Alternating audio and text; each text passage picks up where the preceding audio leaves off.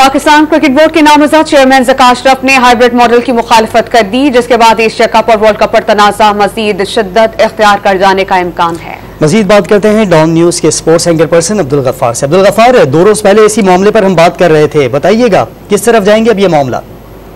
जी बिल्कुल, आज ज़का अशरफ साहब ने जो पाकिस्तान क्रिकेट बोर्ड के नामजद चेयरमैन हैं, नॉमिनेट किया गया उनको प्राइम मिनिस्टर ऑफिस जाने से कुछ देर पहले उन्होंने जब मीडिया से बात की इस्लामाबाद में मौजूद, तो उन्होंने कहा कि वो हाइब्रिड मॉडल को बिल्कुल रिजेक्ट करते हैं। उनके ख्याल में ऐसा नहीं होना चाहिए कि न्यूट्रल वेन्यू पर पाकिस्तान के मैचेस हो रहे हो और अगर पाकिस्तान को चंद मैचेस मिले।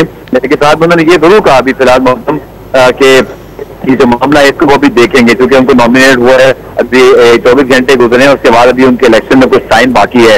लेकिन बज़ाहिर ऐसे लगता है कि जो चेयरमैन पीसीबी और फिर एहसान मज़ारी साहब जो कि बैन सूबाई राब्ते के वजीर हैं, पाकिस्तान गवर्नमेंट ने उसकी वजारत के थ्रू अपने फैसले का ऐलान करना है, तो उन्होंने भी बड़ा स्टेटमेंट दिया है। कहते हैं कि पाकिस्तान को अगर न्यूट्रल वेन्यू पर भारत को खिलाना है तो फिर भारत भी वर्ल्ड कप में पाकिस्तान को न्यूट्रल वेन्यू पर ही खिलाए।